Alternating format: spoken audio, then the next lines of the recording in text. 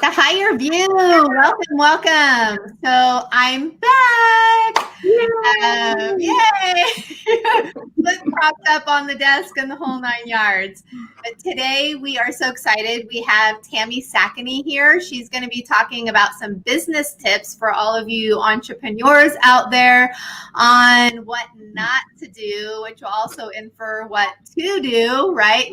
We don't want to do the not do's and fall on our face and keep going around that mountain over and over. So she's got some amazing tips for you today that's going to help propel you. And the unique thing is we actually have a relational situation on the show today. This is actually Julie's mom.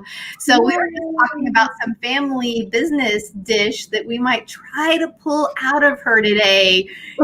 Just kidding. Anyway, we'll have to have her back on sometime to speak about family and business, because I think that's really unique. Just like yesterday, we had the Laternos on, and they're talking about family and government, just a huge piece of a family that runs through all of us, and it'd be really a unique angle to take family and business. But Julie, why don't you introduce your mama to everybody? Yes, absolutely. I'd love to. So this is my mama, Tami Csakany, and she is a force to reckon with. For people that know me and know how I operate, you will know where I get it from after you hear what she has to share today. So she has been doing business for 30 plus years. She has a heart to see people empowered and walking in what they're called to do. And so welcome, Mom. Welcome, Tami, to the show. Why don't you share a little bit about yourself, where you come from, with the women and the others watching? Sure. Well, you know, I always want to hear the backstory of people's lives, because I think even when we're little, we start displaying attributes of what the Lord is going to use. And for me, I was always known as, oh, that's Tami, that's the creative kid, which was kind of not a very good thing to hear as a kid. That meant I was like the odd man out. But, I always had a passion for business. Even as a little kid, I would charge my brothers and sisters admission to my room after I had cleaned it and displayed items. And I was a campfire mint queen, and the stories, they just go on and on. But it's just so fun to see how the Lord uses those things. And here I am, 30 some odd years later. I'm not sure I'm old enough to do that, but I guess I am. So here we are. But, I was a full-time artist out on the road, and Julie was out on the road with us, obviously. So she's got a lot of background that, again, the Lord has used. But my background has always been, I love to inspire people. I love to say, what is possible? What's in your heart? What can you do? And you know what? It doesn't matter if anybody else does not believe it, okay? As long as you believe it, you go forward. So I've spent 30 years managing Christian artists, done consulting with multiple businesses on how to grow a business, but it all starts from the person. I don't think any of us in business should really look for business outside of what gets our heart going. And I have a lot more to share on that, but everything we do is always relational. I'm a big relationship person. It's like, I don't think tools in and of themselves are that valuable, but you put tools with relationship and look out. It's a crazy dynamic I've seen happen. Mm-hmm. So then where does that relationship kind of marketing come from? Where in your life did you start seeing the value of relationships? Oh, wow. Gosh, that's a really great question, Julie. And I have to stop for just a minute, because this is my wild child, I call her. And I just have to share this. I love this. Everybody should have a wild child. If you don't have a wild child, you should go adopt a wild child, right? Because this girl from the get-go has been passionate, driven, and fierce. She is the PDF before there was a PDF. And she is the file you want to download, right? So I just love it. But so Julie, you asked, where did that first, could you rephrase that for me? Well, the value of relationships in business. How did you determine that would be a value in your business?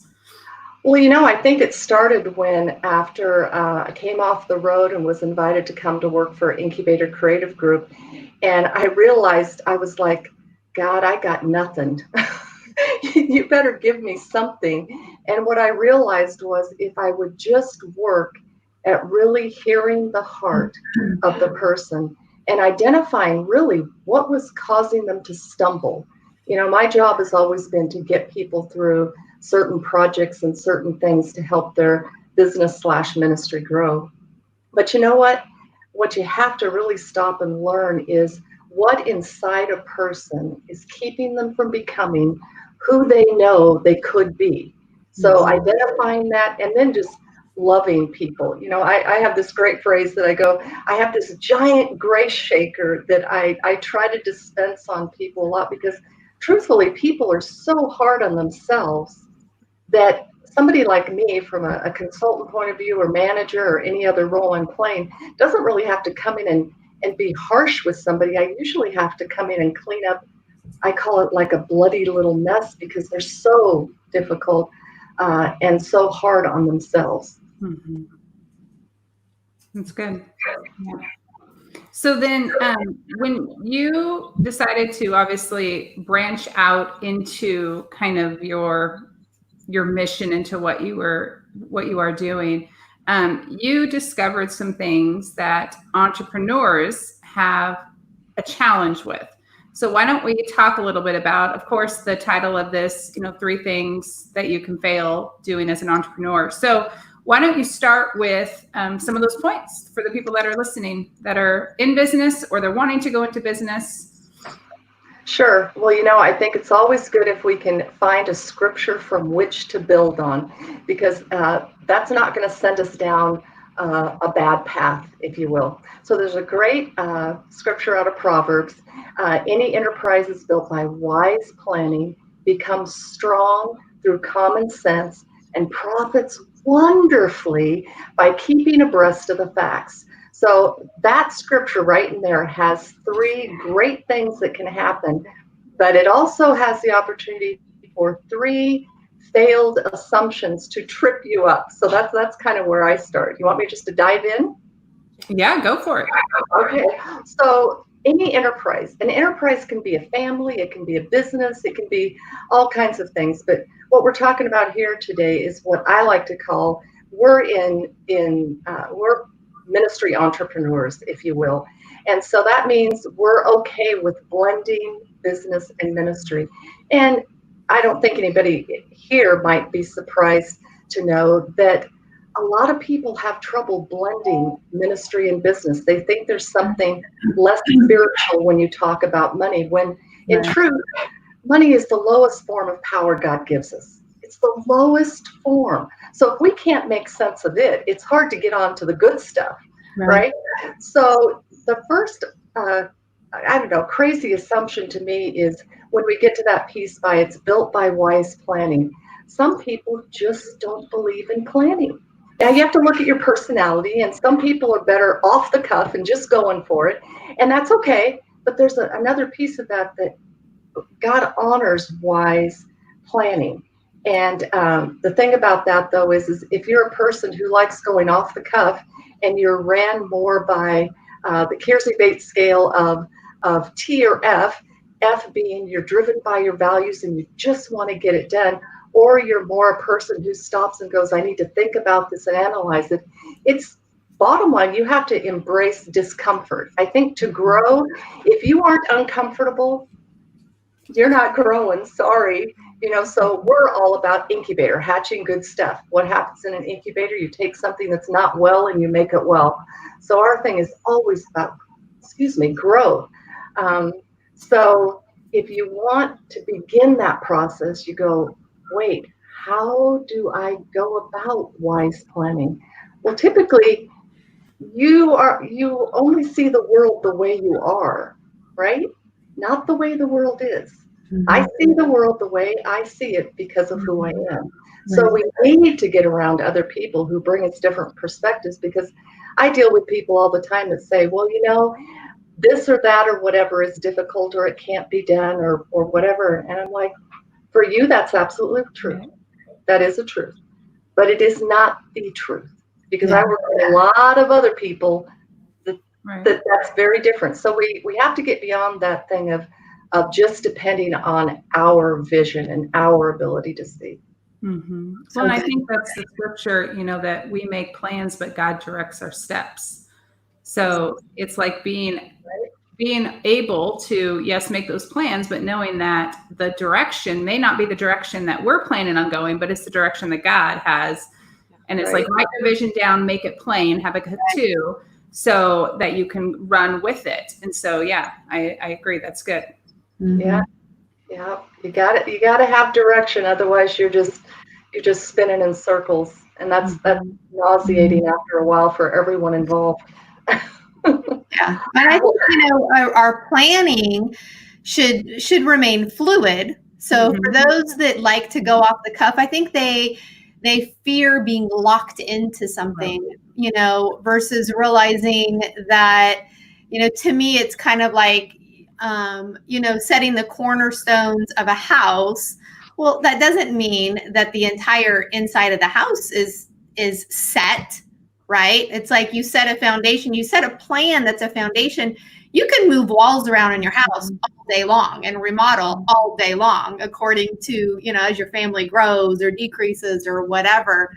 But to have that initial kind of just cornerstone set, then you have that defined really freedom within it. And so I think a lot of people that are more freedom loving or more creative or, the less planner type, they have that fear of being boxed in.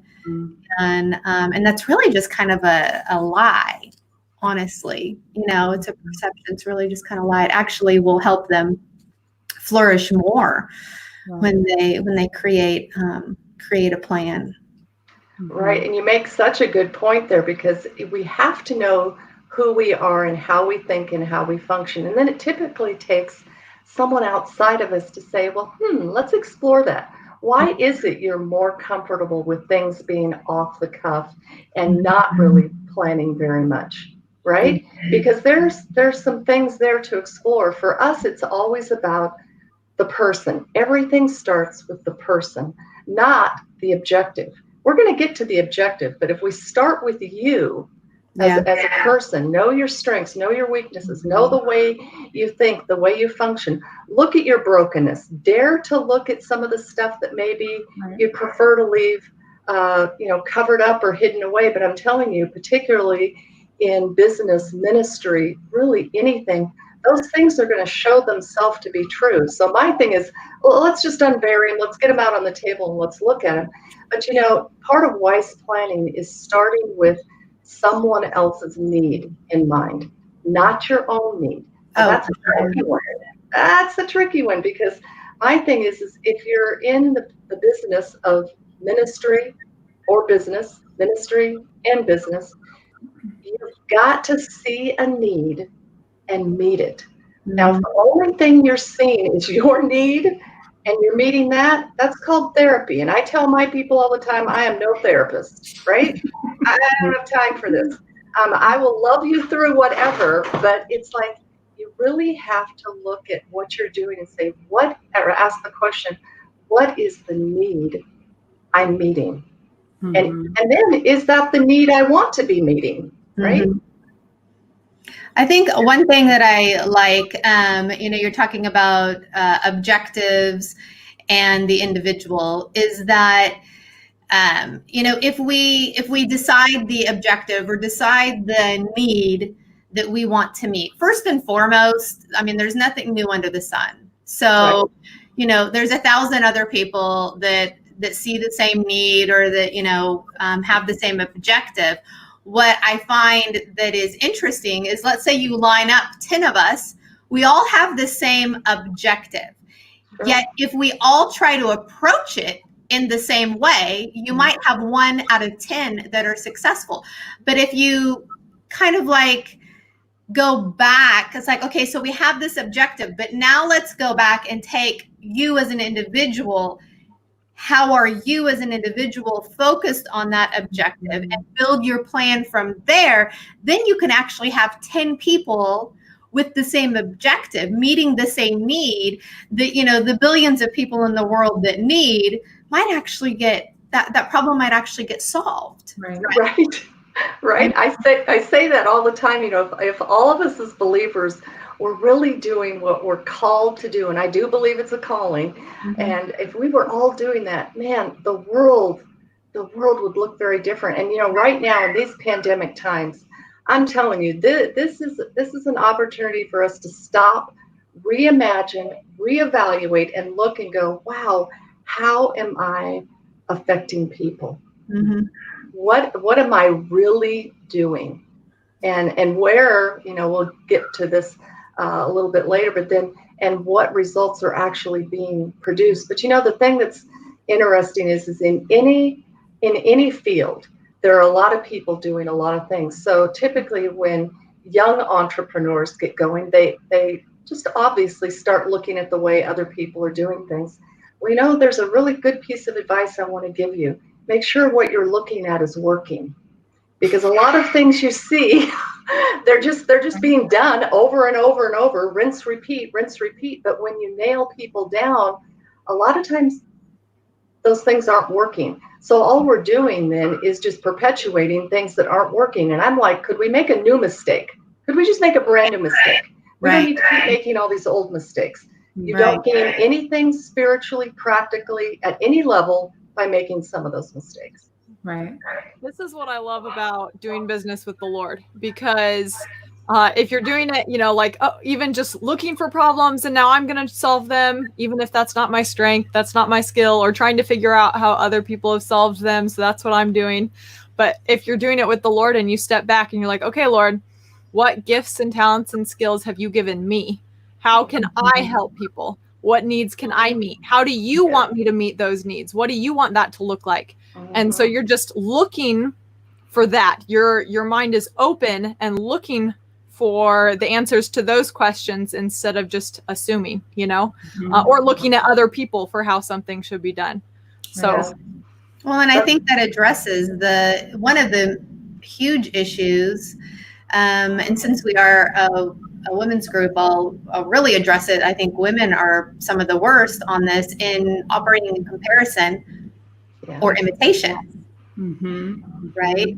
And if we are, I keep hearing an echo. I'm sorry if it's on my end. If we keep looking at the other 10 women that are lined up with the same objective, and we're constantly comparing what they're doing or how they're doing it, we're going to do one of two things. I mean, typically when we get into comparison, we're always judging somebody's best day to our worst day, right? I mean, that's just how the enemy works with us. Or we become imitators because we think that they're doing it better or they have a great idea or whatever. And imitation really is the lowest form of identity. What that says is that you really don't have a personal identity in carrying the piece of the puzzle for that objective.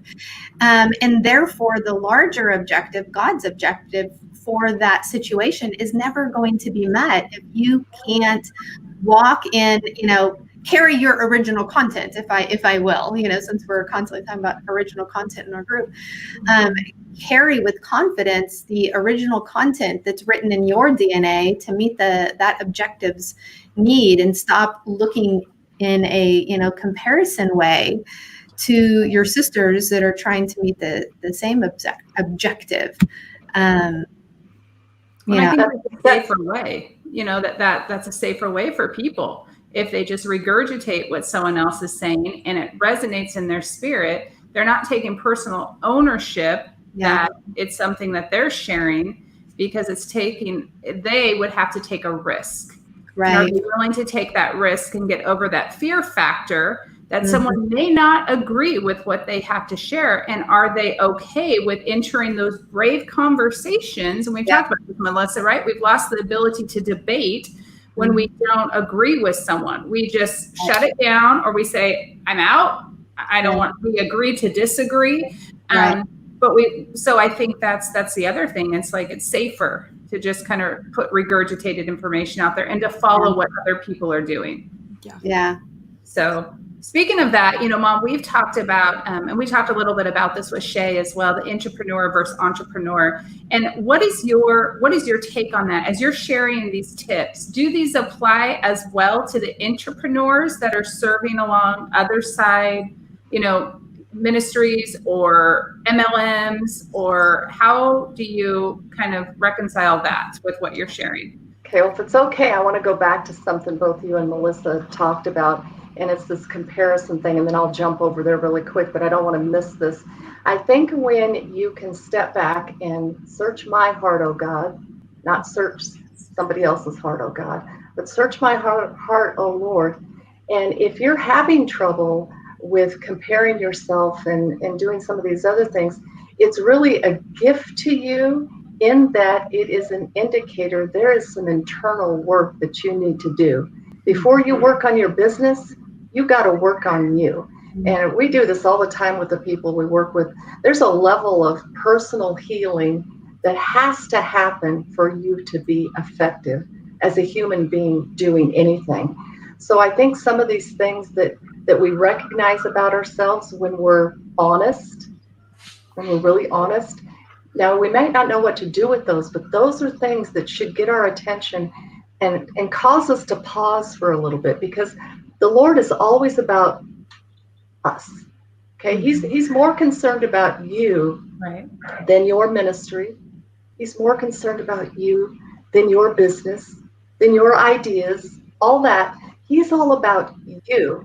So I think if we remember that that's the order in which it goes, we're going to be in a lot better shape. So talking about the entrepreneur bit, we've done a lot of business coaching with entrepreneurs. Now let me tell you what the challenge is there. An entrepreneur follows a model that someone else has created. Okay, so they are carrying out a vision of someone else. Billy Graham said a great thing many decades ago. If you don't have a vision, go find somebody with one and work with them. Figure it out, right? So that's really good. However, that's not entrepreneurial. Entrepreneurial says, I got to do something. I've not seen it done. I want to impact the world in this way, and I want to use my gifts this way. And I see something that isn't yet there. Okay, those are visionary people, and they go, I don't care who tells me I can't do it or if it doesn't exist. I could tell you stories for months on end about all the crud Incubator Creative Group took back when we started in '89, that we were just not doing music the way the industry did it. And you know what? We're still not doing the music the way the industry did it. But guess what? The industry has imploded.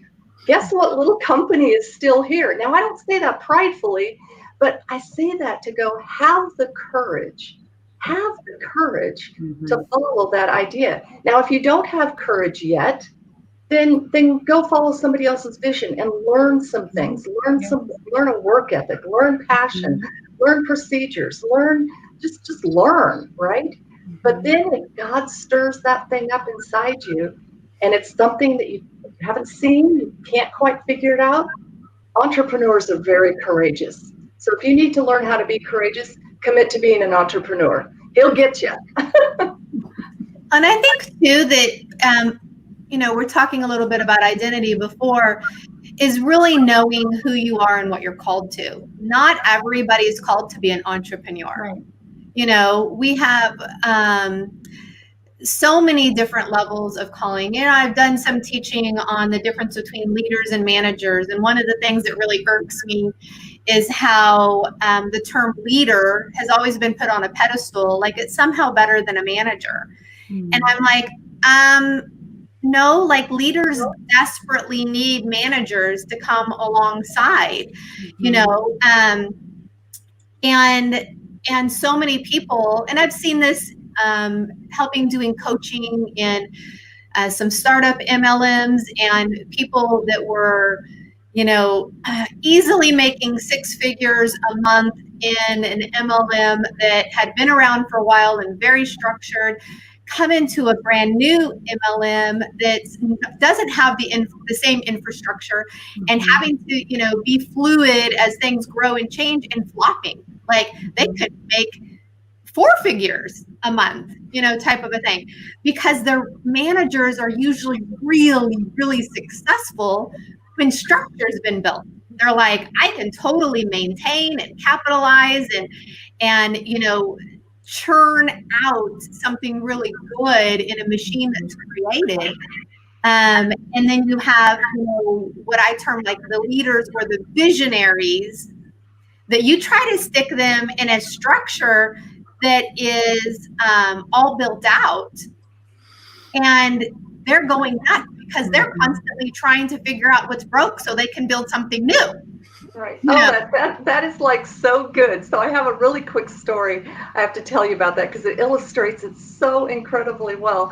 So I was had a little position with the church, non-paid thing. But anyway, this pastor comes to me and he goes, Tami, I want you to set up a coffee bar in the church. Well, all of a sudden my wheels are churning. I mean, 1,000 miles an hour, right? I got ideas going before he even finishes the sentence. Lots of ideas. I have lots of ideas.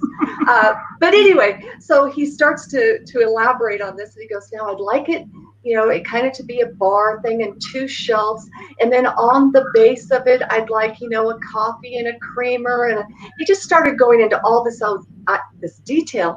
And I looked at him like, Pastor, I said, if you got that all figured out, I don't want anything to do with it. Go find somebody who wants it all put together, wants it all put together and just wants to follow a plan. Those are very important people in any organization, right? But boy, that is not me. I'm like, give me a problem. The way I'm going to thrive is give me a problem or give me something that nobody else on the planet wants to do. Yeah. I'll be like, oh, okay, let's have some fun now. Right. And then you get it built, right? Yeah. Yeah. And then you talk to the person that does really well within that framework and structure. And you're off to the next problem. I think it's just so important for people to realize that one position is not better than the other. Whether it's an entrepreneur, or a leader, or a manager, or the, servant heart type person who is absolutely thrilled in the background, meeting the needs that nobody's even recognizing. It's all so many different positions. I think you really have to decide what you're called to and not what you would like to think of yourself as. And I think there's a lot of times that entrepreneurs or even entrepreneurs, getting involved in like MLM, have an idea of what they think they're supposed to do because the world says this is the successful thing to do. And then they're approaching it. It's really this whole comparison thing, right? Well, my best friend or my sister or my brother or whatever has done this and they're super successful. So that's the path that I need to walk to be. And then they're completely losing their call at it. Not everybody's called to be an entrepreneur. No. And that's such a good point, because if you're in the wrong place, you are miserable and honestly are making other people miserable too. It's just a miserable thing all around. So but it takes courage, and I think it takes outside objectivity sometimes, and knowing enough about yourself to where you know what to say yes to and what to say no to. And particularly in our Christian culture, we've created a culture where it's typically not okay to say no, right? We're taught to say yes. So we say yes to too many things, and we wake up one day and we're angry and we're resentful, and it's because there's too much on our plates. And I think that's one of the benefits of this pandemic thing. Because I keep asking, Lord, what's the deal? What's the benefit? Come on, show it to me. And I think it's another opportunity for people to realize all those things that you put on your plate that you thought were so important that now you've had to live without maybe, or change the way you do things. I think it's just a time of reimagining. And creative people love to reimagine. Tami, what advice would you give to someone who they're like, well, I don't know enough about myself. I don't feel like I know enough about myself, or I don't know what I'm good at, or I'm not sure. I don't feel like I'm thriving, but what do I move forward in? How do I figure that out? How do I navigate learning who God's made me to be? Where do I start? Well, there's a couple really simple things you can do. Number one, you can honestly take that question before the Lord, okay? And say, Lord, who have you created me to be? And then be quiet. Just be quiet. And then put a journal in front of yourself and start writing what you hear him say. Okay, we're his sheep. We hear his voice, right? So just write the things you hear. Another great thing you can do on your own is you can ask friends and family, what am I good at? Where do you see me thrive? Where do you see me get really passionate and driven? What do you see? Now, if you've got loving family and friends, they're going to give it to you straight. They're going to say, wow, when I see you do something like this, you are just on fire and things happen, right? So beyond that, I think that's where you need outside objectivity. We all do. We all need mentors. We all need people that know more than us, right? I remember when I was playing bass, and I was trying to grow in all these areas, and I was literally making myself miserable, right? So I went to a band practice, and one of the guitar players was like, Tami, why are you making yourself so miserable trying to learn all these things? And I'm like, because I want to get better. I want to get good. I want to surround myself with people who know a whole lot more than me, who see the world different than me, because I'm hindered only because of my inability to see. So Stephanie, what you're talking about is when we don't even see ourselves, okay, we'll start asking other people what they see, ask the Lord what he sees, and then you got to get yourself into a position where honestly you're going to be uncomfortable. I say this all the time. If you don't want to be uncomfortable, you don't want to grow. Okay? Now you can choose to be uncomfortable, or life's just going to happen. You're going to experience discomfort. But how are you going to do that? So many people try to avoid it, when in fact I think we should be leaning into it. Lean into it and figure out, wow, why does this make me so uncomfortable? It's like this pandemic stuff again. It's like, I admit to being a control freak, all right? I like to know what's going on, and I like to know the whys. A lot of this stuff, you cannot figure out. You cannot figure out. So you have to ask yourself, why is that so important to me? Well, for me, it's like, I don't want to make a mistake. So I'll look at things and imagine things that can go wrong that are never going to happen in 45 lifetimes, right? They are never going to happen. But if I can just get them all out of me, then I actually have room inside of this brain and heart to hear from God and do something. But you kind of have to know the way you operate, okay? And we all have our little idiosyncrasies and strengths and all that. But you got to be okay with it. It's like, there's some things that Tami just doesn't do very well. There's some things that Tami is just never going to do very well. If you ask me to be an eloquent speaker and be politically correct all the time, I am going to fail miserably. It's just going to be the most awful experience. But if you just say, hey, can you just speak out of your heart and your experience? It's going to be a little brutal at times. I'll bring out my gray shaker, okay? I'll try to be kind along the way. But sometimes you just need the honest truth. I know that's what I want in my life. Well, I think too, one thing that I encourage people to do when they're at that place, asking themselves, like, what am I supposed to do? Where am I called to?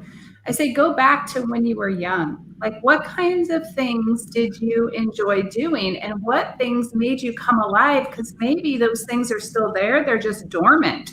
So you just need to call those dreams back to life, because God honors the desires of your heart. He put them there for a reason.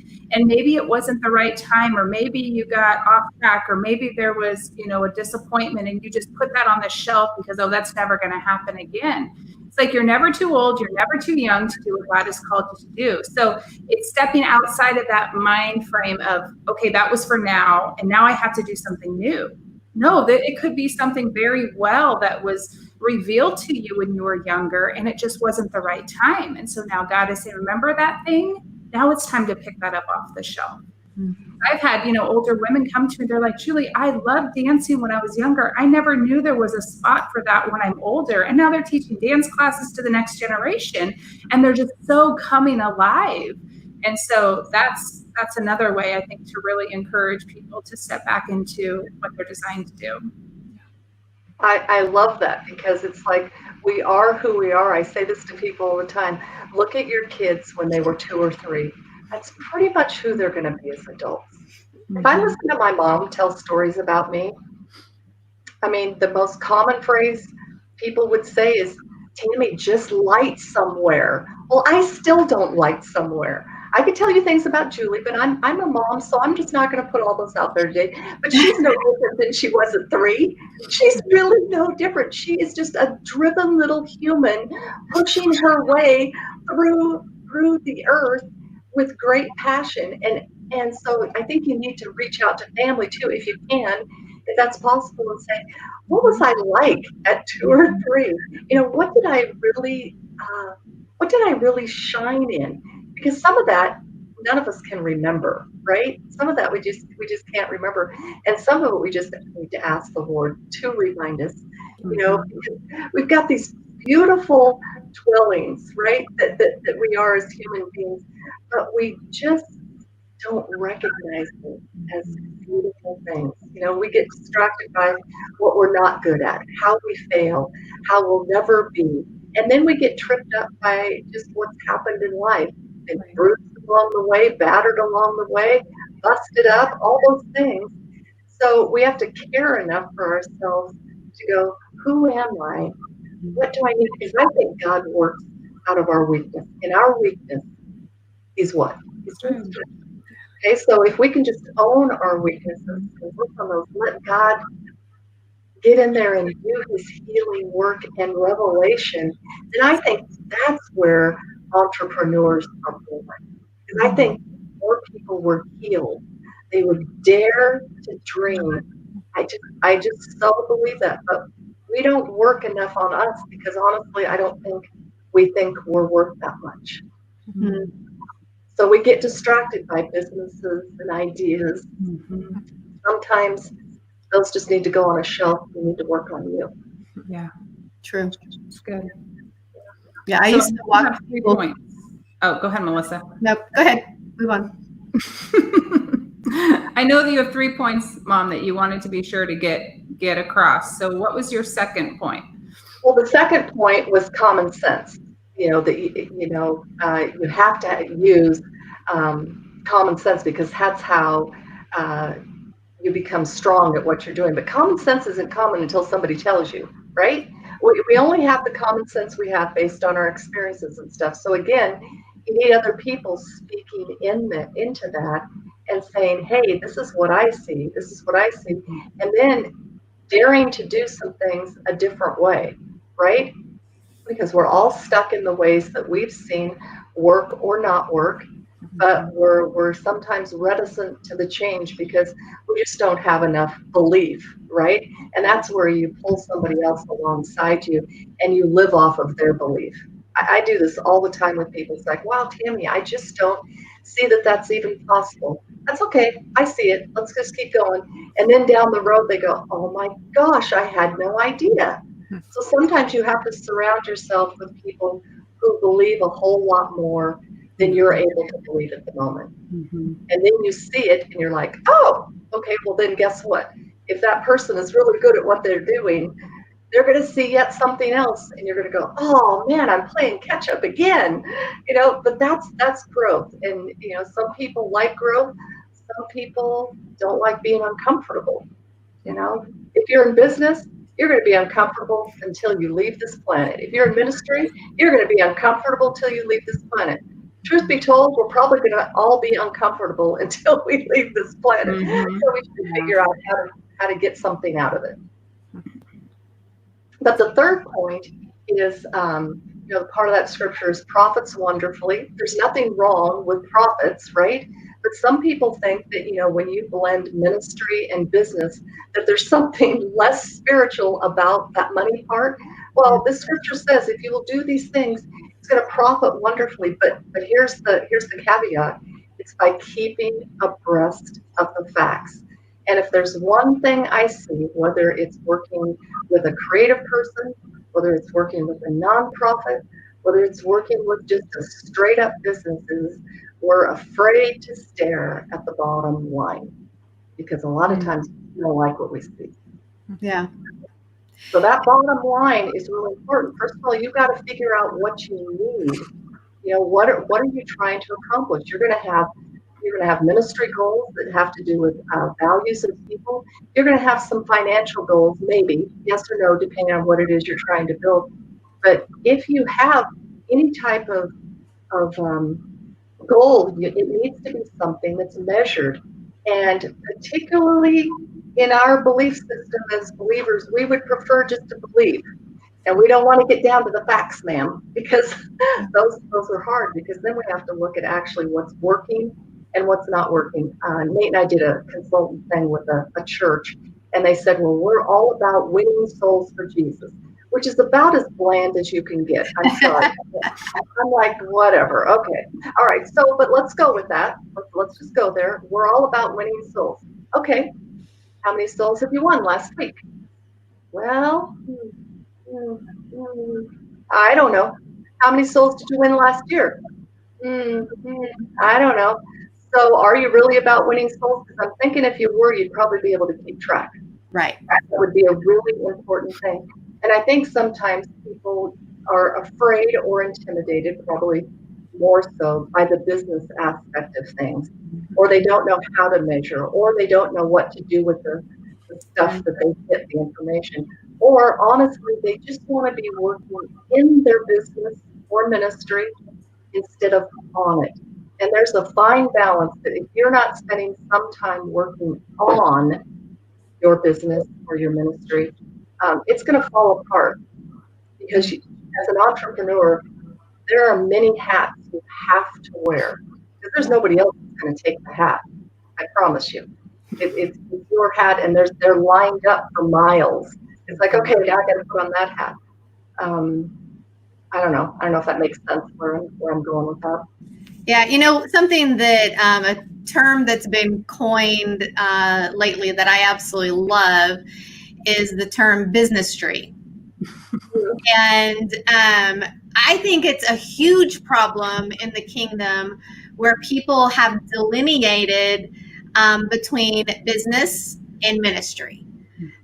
Because it's not true. And anytime that you try to compartmentalize something or divide something that actually should be, you know, working with each other or synonymous, if you will, you're going to have conflict, first and foremost, an inner conflict. The fact that what you do, what skills, talents, desires, passions, strengths that God has endowed you with are two things. One, like the end of that scripture you said, to profit you, right? But to profit others. Yeah. Right. And one book that I you know, my leadership hears me talk about, and I do talk about quite often, is the book Thou Shalt Prosper by Rabbi Lapin.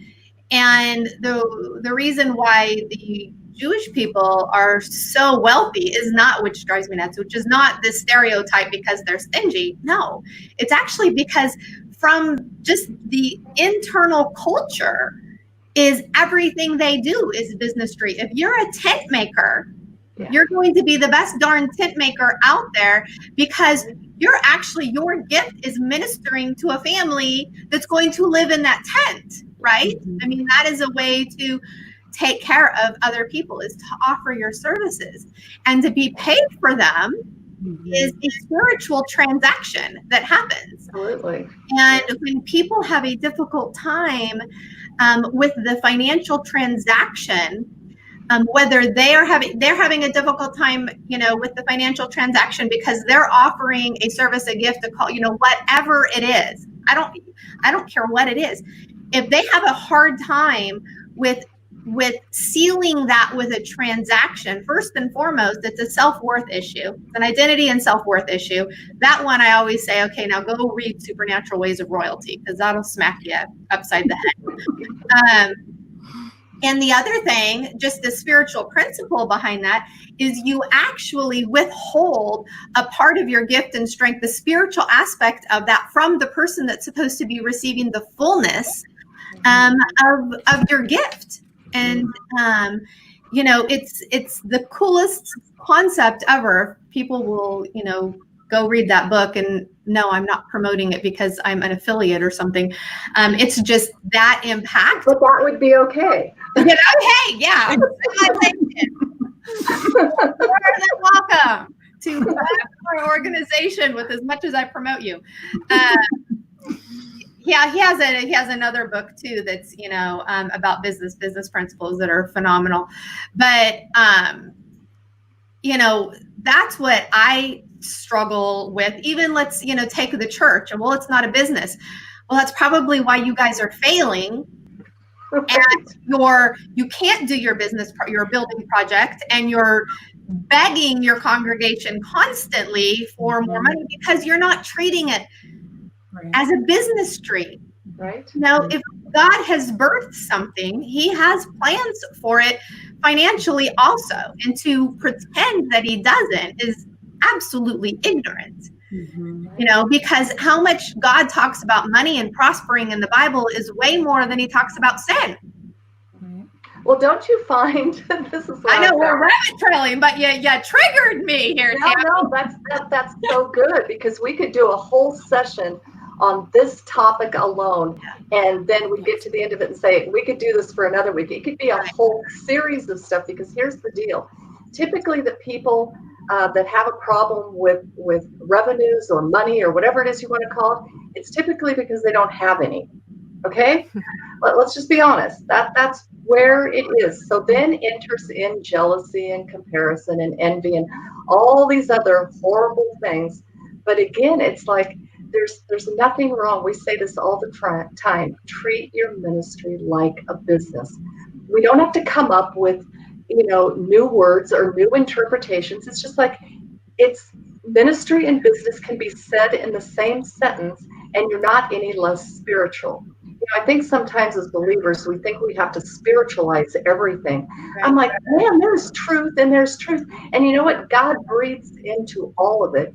And I'm one that says, I'm going to redeem something.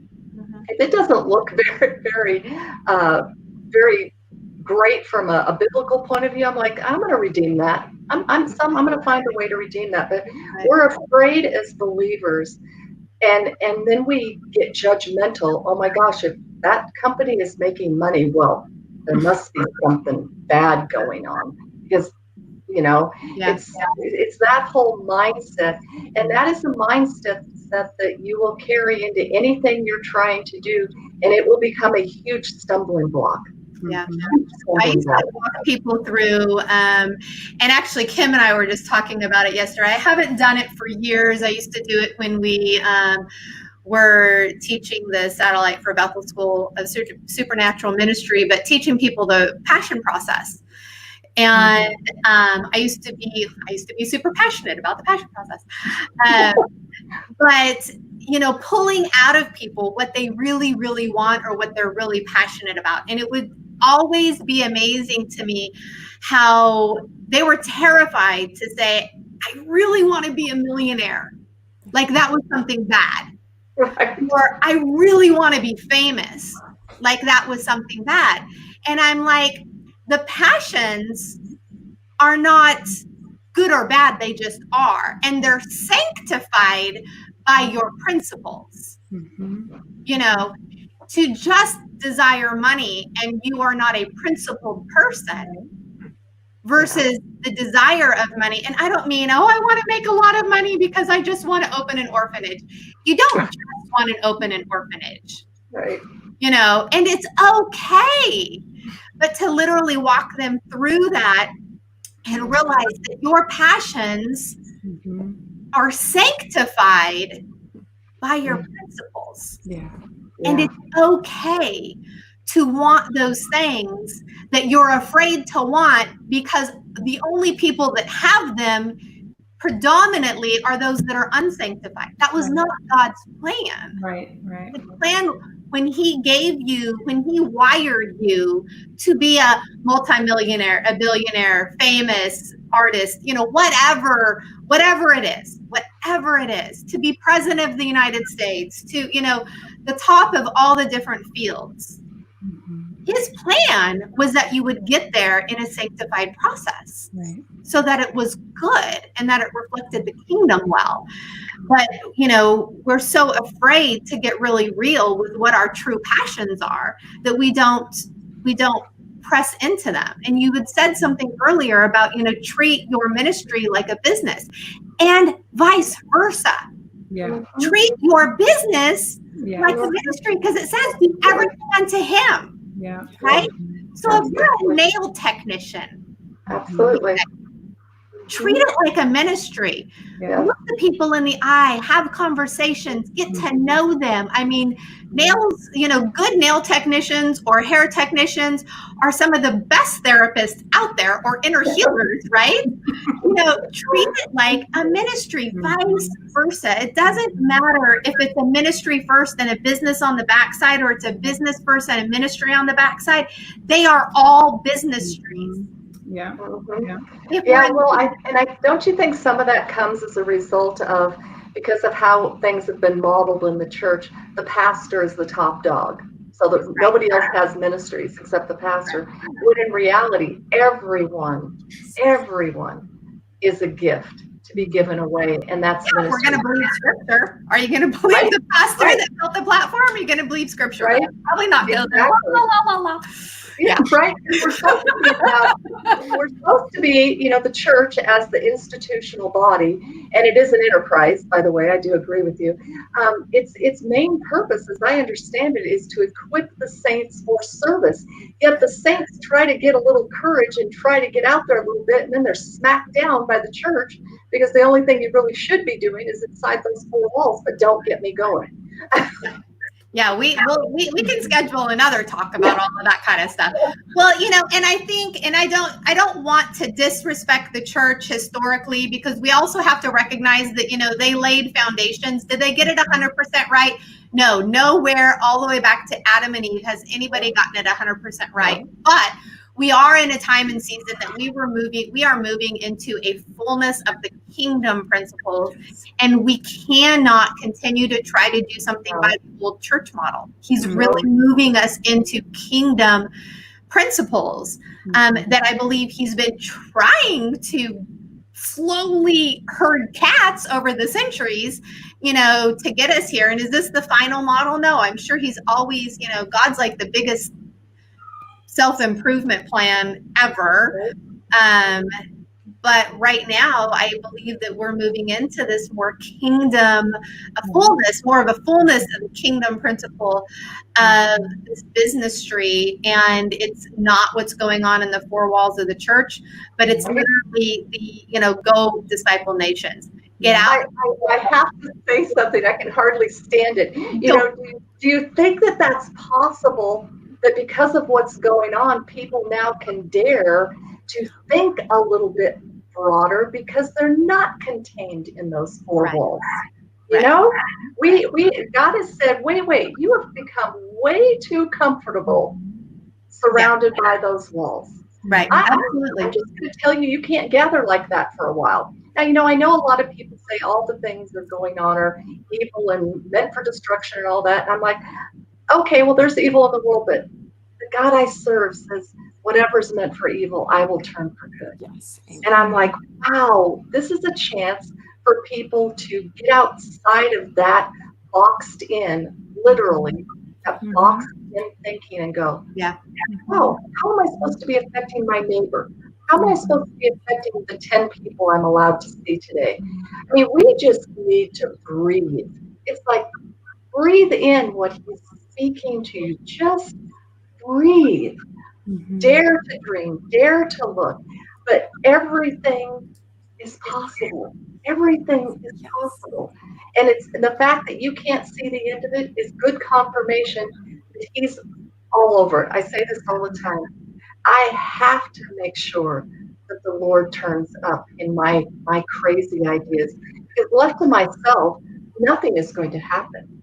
So Right. he has to turn up and speak direction and everything. He has to speak, and I Yeah. have to hear him. So I think we're in just some of the most exciting times when other people would say, oh my gosh, these are so depressing and they're so confusing and they're so anxiety driven. I'm like, stop. You can't believe truth anywhere, right? I think we could all agree on that. Yeah. But you can go to the truth. Yeah. Truth. You can go directly to him and say, okay, Lord, what do I need to hear for mine? Yeah. And then give me courage. Yeah. I asked on one of my sites, I asked, what is the word the Lord has given you for this time, this crazy time we're all in, that the world has never experienced? What word is he giving you? You know, for me, I just keep hearing courage. Courage. Have courage to speak, have courage to move, have courage to use your voice. But for everyone, it's going to be something different. And I think if we'll lean into that and not be afraid by moving back, but actually lean into that, we got a hurting world that is in desperate need of healing. And we should be the answer as believers. Yeah. Through our businesses, through our ministry, through your ministry business, whatever you want to call it, I don't really care. I just know we ought to be able to measure the results and see people being healed. Yeah, absolutely. Absolutely. You're sitting here talking about a broken world out there, and I'm cracking up because I've actually had to block 3 trolls, speaking of broken worlds, out here, you know, and we're such a small group, for Pete's sake, to have that many on our feed today. But the fact of the matter is, even that's just such an example. You know, the only reason why people are out there, you know, trolling or, you know, jumping on feeds and, you know, saying pornographic stuff or, you know, whatever, is because they're hurting, they're broken, they're wounded, desperate for attention, distraction, you know, all that other kind of stuff. And the other thing, the only reason why they're out there in such mass, in all honesty, is because the church has been way too busy in the 4 walls and their comfort, you know, versus going and being the light in the darkness. So I really hope that after today, people have gotten the message, especially that their business is their ministry, their ministry is their business. That, you know, we've gone over way more than 3 tips. So I hope they got a book full today, you know, of how to do that successfully, and, you know, what to avoid so they don't fall in the same, you know, pitfalls. And you and I both know, you know, when you've tried enough things, there's lots of pitfalls. And one of the greatest, most honorable things that you can do with your own journey is to stick those flags in the pitfalls, you know, so other people are like, don't come over here. There's a hole here. Yep. So, you know, So true. Just go make a new mistake. Just go make a new mistake. Yeah, absolutely. That cracks me up. I mean, my poor husband's not here to defend himself, but for so many years, you know, in our marriage, going around the same circles or whatever, and I'd be like, can we just argue over something new? You know what I mean? So I think so many people have that, you know, that same concept. So, yeah, just, you know, I don't have a problem with a problem. Don't have a problem as long as it's a new problem. Let's not keep trying to figure out, you know, the same one. Let's move on to something new. So absolutely, I think that will be progress when the kingdom stops arguing over the same problem and we come up with a new one. For sure. Anyway, well, thank you so much for your time. And Tami, I would love it if you would pray us out, pray over all the entrepreneurs out there, that they've really just grabbed a hold of all this amazing content today, and, you know, can avoid some of those pitfalls and walk further into their success, get some of those breakthroughs that they're really needing. I think a lot of people are probably, I saw earlier a comment, ouch. So obviously it's kind of something's been hitting people with like, oh my gosh, that's probably what I'm doing. And now they're actually going to be able to get their breakthrough. So if you would just pray over everybody and close this out and release that, it would be amazing. I would love to. Lord, you are an incredible God who speaks life into us. You love us and you speak deep, good things into our hearts. And Lord, for those who have been listening and who will listen, Lord, you know what each person needs to hear. You know the work you're doing on each heart and in each soul. Lord, I pray that people would be receptive. Whatever they hear from you, Lord, that they would have courage to respond to. Lord, you have called us to a dying world, and you said, would you speak life into it? So I pray for courage over entrepreneurs, intrapreneurs, anybody, Lord, who is just willing to look at their own life and say, how can I help people? Would you give them wisdom? Would you give them courage? Would you speak hope and opportunity? And Lord, would you surround them with just one person, if only just one person that would dare to support their crazy idea or their crazy thought. Because Lord, we know when we seek you, you are going to give us something new that's not been done, that's not been seen. But we're going to trust that that's from you. So Lord, for these people, Father, you love them with every morsel that you're comprised of. And I just pray that people would feel that strength rise up to give them courage to make a new step forward. And we're excited to see what you're going to do with that, because you are a God that is on the move, and you are just looking for people who are willing to take the next step. So I pray for next steps. And I thank you for all that you're doing. I thank you for the opportunity to serve people and to meet people where they are and to deal with the messiness of life, because we all got them. But you speak life into them. And Lord, help us all just to be healed to the point that we can become healers. In Jesus' name. Amen. Amen. Well, thank you, Higher View, for joining in. Don't miss tomorrow when we are going to have the firecracker, Soren Backer, with us. And no coincidence that is one of Julie's spiritual mamas. So you got a wonderful dose of her biological mama today. We're going to have her spiritual mama, and then it's going to explain everything. So, Mom, real quick, where can people find what you're doing? What website? Oh, they can go to smallbusinesssuccess.online. That's not com. That's smallbusinesssuccess.online. And because we're so relational, everybody who wants to talk to me, I would love to talk to you, because it all begins with relationships. So if you're serious about taking the next step, there's a free consult over there. Go fill out the form and let's talk. Awesome. Thanks, Tami. Thank you, guys. What a beautiful work you're doing. Keep it up. See you tomorrow. Bye.